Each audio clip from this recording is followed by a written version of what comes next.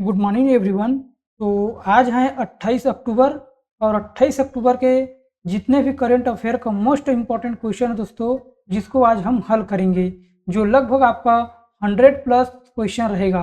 और इसके अंतर्गत दोस्तों बहुत सारे मैं टॉपिक को इंक्लूड किया हूँ जो आपके परीक्षा की दृष्टि से मोस्ट इम्पॉर्टेंट प्रश्न हो सकते हैं। तो इस वीडियो को आप पूरी तरह से देखिएगा ताकि आपका परीक्षा में करंट अफेयर से रिलेटेड जितने भी क्वेश्चन हैं उनमें से एक भी क्वेश्चन न छूट पाए। तो हमारे डेली करंट अफेयर सेशन को ज्वाइन कीजिएगा। यूट्यूब पे डेली रोज़ 8 बजे सुबह हमारा जो क्लास है लाइव होता है दोस्तों, तो उसको आप ज़रूर ज्वाइन कीजिएगा, जिसमें हम डेली करंट अफेयर से रिलेटेड जितने भी मोस्ट इम्पोर्टेंट क्वेश्चन रहते हैं उसको हम हल करते हैं। इसमें दोस्तों टोटल हमारा 12 क्वेश्चन रहता है, लेकिन हर क्वेश्चन के अंदर इसमें 10 से 15 क्वेश्चन को मैं ऐड किया हूं दोस्तों। तो आप समझ सकते हैं इसमें लगभग 100 से 150 क्वेश्चन का आपका प्रश्न बन सकता है। तो हमारे साथ ऐसा ही बने रहिएगा। और हमारा जो सपना है दोस्तों 90 प्लस स्कोर करना, अभी हमारा सिलेक्शन हो पाएगा दोस्तों, क्योंकि आजकल के जो युवा हैं अच्छे तरह से पढ़ाई कर रहे हैं, इसलिए जो कट ऑफ है दोस्तों वो बहुत अधिक जा रहे हैं। तो हम मानकर चलते हैं हमारा जो सेफ स्कोर रहेगा 90 प्लस। हमें 90 प्लस का ही टारगेट लेकर चलना है। जो वर्दी हमारे देश की शान है, जिसमें 100% सफलता के साथ हमें रणनीति बनाना है। ठीक है दोस्तों। और इसके अलावा हमारे क्लास पे, हमारे चैनल पे Hindi, English, GK, GS, maths, reasoning सभी का क्लास अवेलेबल है। उसको आप ज़रूर देखिएगा, जो आपके परीक्षा की दृष्टि से इम्पॉर्टेंट होने वाला है। तो बिना टाइम वेस्ट किए चलते हम अपने पहले प्रश्न की ओर। और दोस्तों आपसे एक रिक्वेस्ट है, अगर आप मेरे इस सेशन पर नए हैं तो हमारे इस चैनल को ज़रूर सब्सक्राइब एवं लाइक कर दीजिएगा। तो चलते हैं हमारे पहले प्रश्न की ओर और देखते हैं पहले प्रश्न क्या दिए गए हैं। देखिए दोस्तों, सखारोव पुरस्कार 2024 से किसे सम्मानित किया गया है?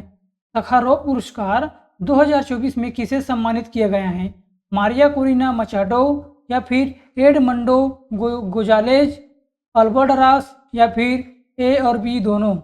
तो बताइए दोस्तों इसका राइट आंसर। तो इसका राइट आंसर दोस्तों ऑप्शन नंबर डी, ए और बी दोनों। मारिया कोरिना मचाडो और एडमंडो गोजालेज को सखारोव पुरस्कार से सम्मानित किए गए हैं। कब किए गए हैं? 2024 में किए गए हैं।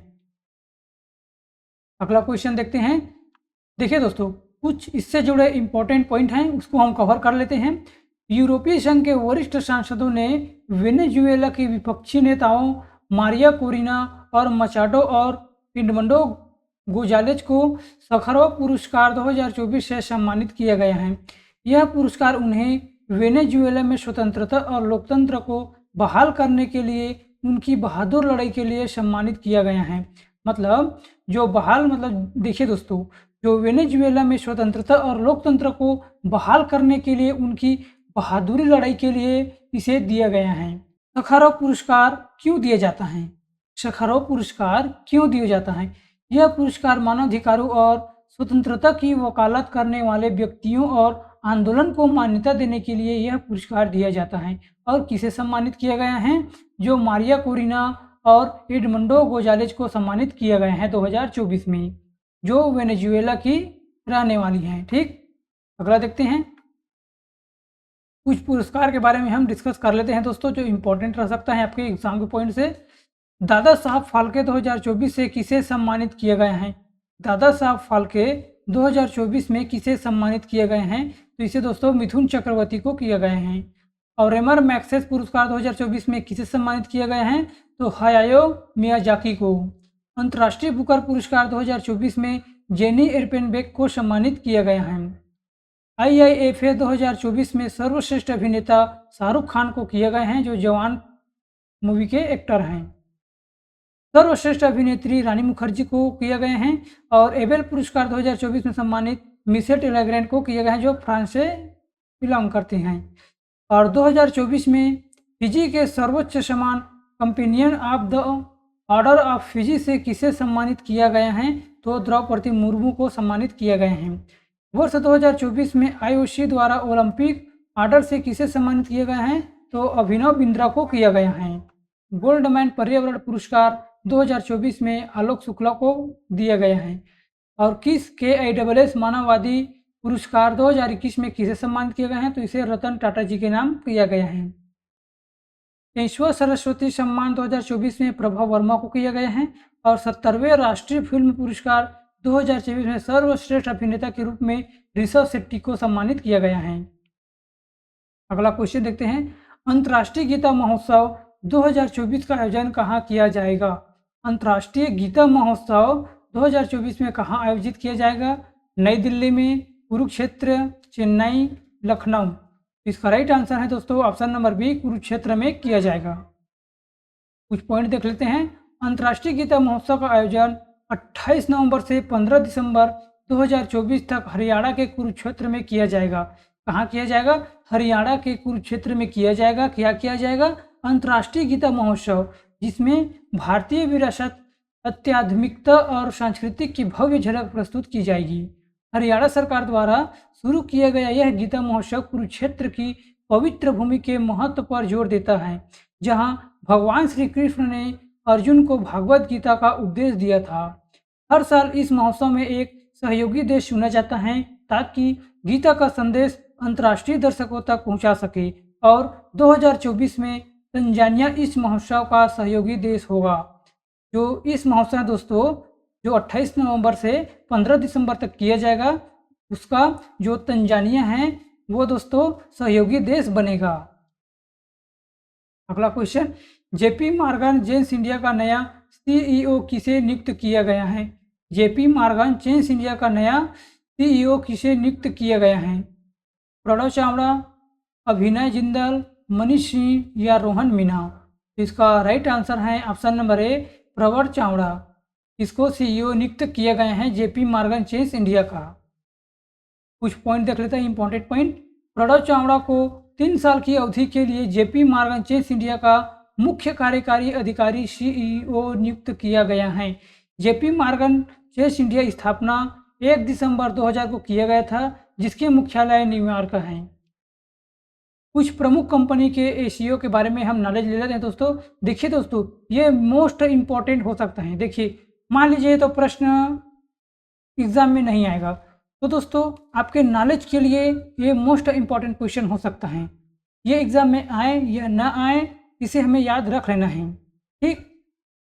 देखिए दोस्तों, इसका जो PDF है वो आपको हमारे टेलीग्राम चैनल में मिल जाएगा। वहाँ पर जाकर के इसको डाउनलोड कर लीजिएगा फ्री ऑफ कॉस्ट और अपने तैयारी को बेहतर तरीके से मजबूत कर लीजिएगा। देखिए, यूट्यूब के CEO कौन हैं? तो नील मोहन हैं। यूट्यूब के CEO नील मोहन हैं और ओपन AI के CEO सैम अल्टमैन हैं। ओपन AI कहने का तात्पर्य है दोस्तों ChatGPT, मतलब इसका CEO कौन है? Sam Altman. और गूगल के CEO सुंदर पिचाई और ट्विटर X की किसे नियुक्त किए गए हैं? Linda Yaccarino. और अमेजॉन के CEO एंडी जेसी और माइक्रोसॉफ्ट के CEO सत्य नडेला और एप्पल के CEO टिम कुक और एडोब के CEO शांतनु नारायण और मेटा के CEO मार्क जुकरबर्ग और डेल के CEO माइकल डेल। अगला है जूम ऐप के CEO एरिक युआन और इंस्टाग्राम के CEO एडम मोसेरी और पेप्सी के CEO जागृत कोटचे, टेस्ला मोटर के CEO एलन मस्क और स्टारबक के CEO लक्ष्मण नरसिम्हा। देखिए दोस्तों, ये जो पॉइंट है इसको याद रख लीजिएगा, आपके नॉलेज की दृष्टि से मोस्ट इंपॉर्टेंट होने वाला साबित हो सकता है। अगला क्वेश्चन की ओर बढ़ते हैं। 21वीं पशुधन जनगणना अभियान का शुभारंभ किसके द्वारा किया गया है? 21वीं पशुधन जनगणना अभियान का शुभारंभ किसके द्वारा किया गया है? कल्याण चौबे, राजीव रंजन सिंह, मोहन यादव या जीतन राम मांझी? इसका राइट आंसर है option number B, Rajiv Ranjan Singh. केंद्रीय मंत्री श्री राजीव रंजन सिंह ने 25 अक्टूबर को 21वीं पशुधन जनगणना अभियान का शुभारंभ किया गया है। कब किया गया है? 25 अक्टूबर को। 1919 से पशुधन जनगणना एक महत्वपूर्ण अभ्यास है जो हर 5 साल में आयोजित किया जाता है। जनगणना में एक व्यापक डोर टू डोर सर्वेक्षण शामिल है जो पालतू जानवरों और पक्षियों पर विस्तृत डेटा एकत्र करता है। 21वीं पशुधन जनगणना अभियान अक्टूबर 2024 और फरवरी 2025 के दौरान आयोजित किया जाएगा। इस जनगणना में मवेशी, भैंस, मिथुन, याक, भेड़, बकरी, सुअर, ऊंट, घोड़ा, खच्चर, गधा, कुत्ता, खरगोश और हाथी भी शामिल होंगे। यह पहला पशुधन होगा जिसमें पशुपालकों द्वारा पशुधन रखने के बारे में डेटा स्वतंत्र रूप से उपलब्ध होगा। अगला क्वेश्चन, बिहार के पहले शुष्क बंदरगाह की स्थापना कहाँ की गई है? बिहार के पहले शुष्क बंदरगाह मतलब ड्राई पोर्ट की स्थापना कहाँ की गई है? सासाराम, बिहटा, दरभंगा या भागलपुर? इसका राइट आंसर है ऑप्शन नंबर बी, बिहटा में किया गया है। अक्टूबर 2024 में बिहार के पहले ड्राई पोर्ट्स का उद्घाटन किए गए हैं और इसकी स्थापना पटना के पास बिहटा में की गई है। जो पटना में स्थित है बिहटा, वहीं पर भी किया गया है। यह ड्राई पोर्ट 30 एकड़ में फैला हुआ है, जो इसमें कंटेनर यार्ड, कोल्ड स्टोरेज, गोदाम, रेलवे साइडिंग और कार्गो हैंडलिंग जैसी सुविधा उपलब्ध हैं। इस ड्राई पोर्ट के माध्यम से औद्योगिकी गतिविधियों को बढ़ावा मिलेगा और बिहार के उत्पादकों के निर्यात में आसानी होगी। ड्राई पोर्ट्स क्या होता है, इसके बारे में जान लेते हैं। ड्राई पोर्ट्स एक ऐसा स्थान है जहाँ पानी नहीं होता है और खाली कंटेनरों को रखा जाता है। यहाँ माल की पैकिंग करके उसे बंदरगाहों तक पहुँचाया जाता है। कुछ इसके इम्पोर्टेंट पॉइंट जान लेते हैं बिहार के बारे में। बिहार की स्थापना 22 मार्च 1922 में हुआ था, जिसकी राजधानी पटना बनाया गया और जहाँ का मुख्यमंत्री है नीतीश कुमार और राज्यपाल हैं राजेंद्र आलकेरकर। जहाँ लोकसभा सीट 40 हैं और राज्यसभा सीट 16 और विधानसभा सीट 243 हैं। बिहार का कौन सा शहर 2024 महिला एशियाई चैंपियन ट्रॉफी की मेजबानी करेगा? राजगीर। किस राज्य के 2 पक्षी अभयारण्यों नागी और नटकी को रामसर साइट सूची में शामिल किए गए हैं? तो यह है बिहार। किस राज्य के पूर्व उप मुख्यमंत्री सुशील कुमार मोदी का निधन हो गया है? तो बिहार की। हर साल बिहार दिवस कब मनाया जाता है? 22 मार्च को। बिहार के पहले ट्रांसजेंडर सब इंस्पेक्टर कौन बने हैं? तो मानवी मधु कश्यप। बिहार के पहले ट्रांसजेंडर जो मानवी मधु है दोस्तों, उसको सब इंस्पेक्टर बनाए गए हैं। बिहार सरकार ने न्यायिक सेवाओं में ईडब्ल्यूएस के लिए कितने प्रतिशत आरक्षण की घोषणा की है? तो 10% के आरक्षण की घोषणा किया गया है। बिहार के किस जिले में दूसरा टाइगर रिजर्व बनेगा? तो कैमूर में बनेगा। और बिहार के नए मुख्य सचिव कौन बने हैं? तो ब्रजेश मेहरोत्रा। और किसे बिहार विधानसभा अध्यक्ष के रूप में चयन किए गए हैं? तो नंद किशोर यादव को चयन किए गए हैं। अगला क्वेश्चन देखते हैं, छठवां हमारा क्वेश्चन देख लेते हैं। आईसीसी विश्व टेस्ट चैंपियनशिप के इतिहास में सर्वाधिक विकेट लेने वाले गेंदबाज कौन बने हैं? आर अश्विन, अक्षर पटेल, जसप्रीत बुमराह या भुवनेश्वर? इसका राइट आंसर है option number A, R Ashwin बने हैं। कुछ इंपॉर्टेंट पॉइंट देख लेते हैं। भारतीय स्पिनर रविचंद्र अश्विन ऑस्ट्रेलिया दिग्गज नाथन लियोन को पीछे छोड़ते हुए आईसीसी विश्व टेस्ट चैंपियनशिप के इतिहास में सबसे ज़्यादा विकेट लेने वाले गेंदबाज बन गए हैं, जो टोटल 189 विकेट लिए हैं। अश्विन ने यह उपलब्धि पुणे के महाराष्ट्र क्रिकेट स्टेडियम में किया है, जो न्यूजीलैंड के खिलाफ दूसरे टेस्ट के दौरान हासिल किए हैं। किसके खिलाफ? न्यूजीलैंड के खिलाफ। और अश्विन से पहले कौन था दोस्तों? जो ऑस्ट्रेलिया के दिग्गज खिलाड़ी नाथन लियोन को पीछे छोड़ दिया है। भारत और किस देश के बीच समुद्री द्विपक्षीय अभ्यास सिम्बेक्स का 31वां संस्करण आयोजित हुआ है? मस्कट, सिंगापुर, ओमान या सऊदी अरब? तो इसका राइट आंसर है option number B, Singapore. Singapore Bharat समुद्री द्विपक्षीय अभ्यास का 31वां संस्करण 23 से 29 अक्टूबर 2024 तक आयोजित किया जा रहा है। सिंगापुर नौसेना का जहाज आरएसएस टेनेसियस सिम्बेक्स 2024 में भाग ले रहे हैं। यह अभ्यास 2 चरणों में होगा। कब कब होगा? 23 से 25 अक्टूबर तक होगा। विशाखापट्टनम में हार्बर चरण और 28 से 29 अक्टूबर तक बंगाल की खाड़ी में समुद्री चरण में होगा। इस अभ्यास के मुख्य उद्देश्य ये हैं कि अंतर संचालन को बढ़ाकर और समुद्री डोमेन जागरूकता में सुधार करके भारत और सिंगापुर के बीच रणनीतिक साझेदारी को और मजबूत करना है। इसका यही लक्ष्य है। संयुक्त सैन्य अभ्यास युद्ध अभ्यास भारत और अमेरिका में होगा और संयुक्त सैन्य अभ्यास अल नजा भारत और ओमान के बीच होगा और संयुक्त सैन्य अभ्यास मैत्री भारत और थाईलैंड जो आयोजन स्थल रहेगा ताक प्रांत जो थाईलैंड में स्थित है। और संयुक्त सैन्य अभ्यास राष्ट्रली कहाँ होगा? भारत और उज्बेकिस्तान के बीच होगा। जो कहाँ किया जाएगा? टर्मेज जिला में किया जाएगा, उज्बेकिस्तान के। एक्स टाइगर प्राइम 24 जो भारत और अमेरिका में होगा, जिसका आयोजन स्थल रहेगा भारत के पूर्वी समुद्री तट। संयुक्त सैन्य अभ्यास धर्म गार्जियन जो भारत और जापान के बीच में होगा, जिसका आयोजन स्थल रहेगा दोस्तों राजस्थान। और संयुक्त सैन्य अभ्यास मित्र शक्ति भारत और श्रीलंका के बीच होगा, जिसका आयोजन स्थल रहेगा Sri Lanka. International shooting sport federation द्वारा वर्ष के सर्वश्रेष्ठ पुरुष एथलीट के रूप में किसे सम्मानित किया गया है?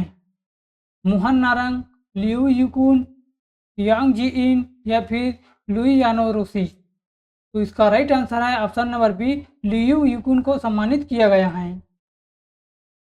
चीन के लियू यूकुन को इंटरनेशनल शूटिंग स्पोर्ट फेडरेशन द्वारा वर्ष के सर्वश्रेष्ठ पुरुष एथलीट के रूप में सम्मानित किए गए हैं। इसके अलावा कोरिया की यांग जी इन को महिला एथलीट ऑफ द ईयर घोषित किया गया है। अंतर्राष्ट्रीय निशानेबाजी खेल महासंघ जिसकी स्थापना 1907 में हुआ था, जिसका मुख्यालय है म्यूनिख जर्मनी में है, जिसका राष्ट्रपति लुसियानो रासी जो इटली के हैं, और सदस्य हैं दोस्तों इसमें कुल 149 देश। यह ओलंपिक और गैर ओलंपिक खेलों में शूटिंग स्पर्धा विश्व शासी निकाय हैं। अगला क्वेश्चन देख लेते हैं। किस संगठन ने 24 अक्टूबर 2024 को अपना 63वां स्थापना दिवस मनाया है? किस संगठन ने 24 अक्टूबर 2024 को अपना 63वां स्थापना दिवस मनाया है? ITBP, CRPF, CISF या BSF? तो इसका राइट आंसर ऑप्शन नंबर ए ITBP ने। इसके इम्पोर्टेंट पॉइंट को कवर कर लेते हैं।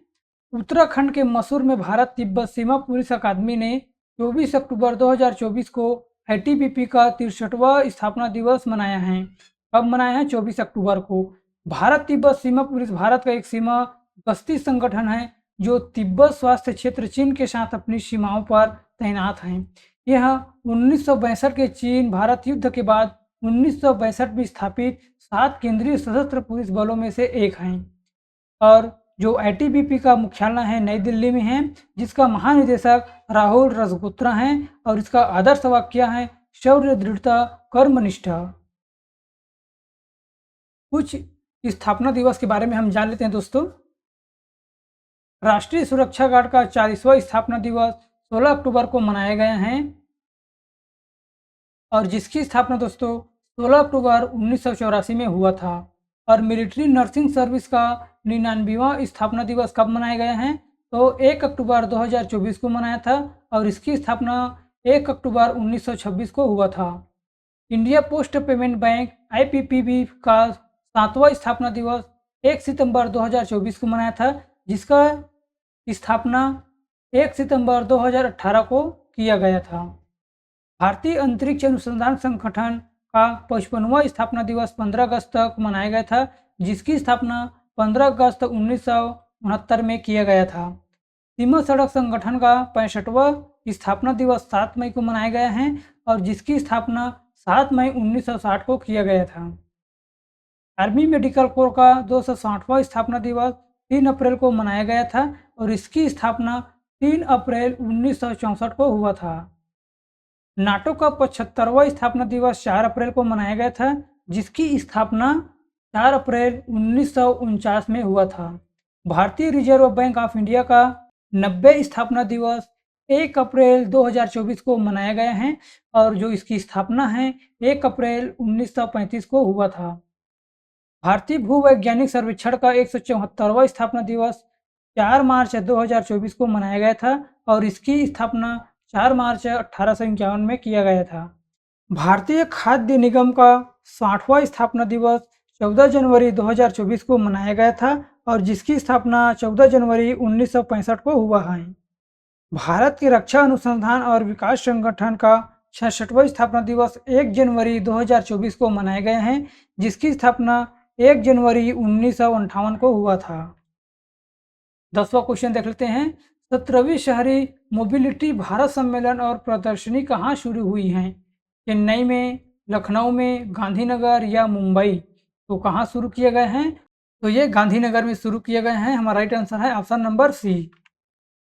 गुजरात के मुख्यमंत्री भूपेंद्र पटेल ने केंद्रीय आवास और शहरी मामलों के मंत्रालय द्वारा आयोजित 17वीं शहरी मोबिलिटी भारत सम्मेलन और प्रदर्शनी सम्मेलन का उद्घाटन किया।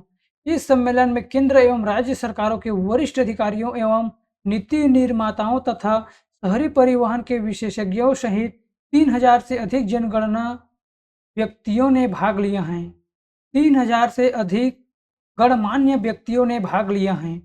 केंद्रीय मंत्री मनोहर लाल खट्टर सम्मेलन के समापन सत्र की अध्यक्षता करेंगे। इस सम्मेलन का उद्देश्य शहरी मोबिलिटी समाधानों के मानवीकरण और शहरी गतिशीलता के विभिन्न तरीकों के एकीकरण पर ध्यान केंद्रित करना इसका उद्देश्य है। अगला क्वेश्चन देखते हैं। अक्टूबर 2024 में पूर्व भारतीय महिला हॉकी टीम की कप्तान रानी रामपाल ने संन्यास की घोषणा की है। इन्हें किस मेजर ध्यानचंद खेल रत्न पुरस्कार से सम्मानित किया गया था? 2020 में, 2021, 24, 23? तो कब किया गया था? 2020 में किया गया था ध्यानचंद खेल रत्न पुरस्कार की। पूर्व भारतीय महिला हॉकी कप्तान रानी रामपाल ने 24 अक्टूबर 2024 को संन्यास की घोषणा की है। 29 वर्षीय खिलाड़ी भारत की सबसे सफल हॉकी खिलाड़ियों में से एक बनकर विदा हुई। रानी रामपाल के बारे में कुछ महत्वपूर्ण तथ्य जान लेते हैं। रानी रामपाल ने 2008 में 14 वर्ष की आयु में ओलंपिक क्वालीफायर में अपना अंतर्राष्ट्रीय पदार्पण किया था। रानी रामपाल ने भारत के लिए 254 मैचों में से 205 गोल किए हैं। मेजर ध्यानचंद खेल रत्न पुरस्कार पद्म श्री 2020 में दिया गया था और रानी रामपाल को सब जूनियर महिला खिलाड़ियों के लिए एक राष्ट्रीय कोच नियुक्त किया गया है। 12वां क्वेश्चन देख लेते हैं। 24 अक्टूबर 2024 को जारी फीफा रैंकिंग में भारतीय पुरुष फुटबॉल टीम की किस स्थान पर है? 24 अक्टूबर 2024 को जारी फीफा रैंकिंग में भारतीय पुरुष फुटबॉल टीम किस स्थान पर है? 125वीं, 128वीं, 129वीं या फिर 126वीं? तो यह दोस्तों 125वीं रैंक पर स्थित हैं। 24 अक्टूबर 2024 को जारी ताज़ा फीफा रैंकिंग में भारतीय पुरुष फुटबॉल टीम एक पायदान के फायदे में 125वें स्थान पर पहुंच गई हैं। फीफा की शीर्ष 3 टीमें हैं अर्जेंटीना, फ्रांस और Spain. Federation international D football association की स्थापना 1904 में हुआ था, जिसका मुख्यालय ज्यूरिख जो स्विट्जरलैंड में है और इसके अध्यक्ष गियानी इन्फेंटिनो हैं। देखिए दोस्तों, हमारा टोटल 12 क्वेश्चन को हम सॉल्व कर लिए गए हैं, जो लगभग आपका 100+ क्वेश्चन बनकर आता है। और इसके बाद दोस्तों हमारा 2 क्वेश्चन का टेस्ट रहेगा और इसका जो आंसर है आपको हमारे कमेंट बॉक्स में देना है। सभी को देना है दोस्तों। देखिए, ये आपका पहला क्वेश्चन होगा। ये आपका पहला क्वेश्चन होगा। जेपी मॉर्गन चेस इंडिया का नया CEO किसे नियुक्त किए गए हैं? प्रणव चावड़ा, अभिनव जिंदल, मनीष सिंह या रोहन मीना? इसका आंसर हमें कमेंट बॉक्स में देना है। बिहार के पहले शुष्क बंदरगाह ड्राई पोर्ट की स्थापना कहाँ की गई है? सासाराम, बिहटा, दरभंगा या भागलपुर? तो इन दोनों क्वेश्चन को दोस्तों आंसर हमें कमेंट बॉक्स में देना है। अगर आपको यह सेशन अच्छा लगे हैं दोस्तों, तो हमारी चैनल को सब्सक्राइब एंड लाइक कर दीजिएगा, ठीक, ताकि आने वाले सभी वीडियो की जानकारी आप लोगों तक पहुंच सके। तो आज की इस वीडियो में बस इतना ही दोस्तों। मिलते हैं अगले वीडियो पर। Thank you and so much.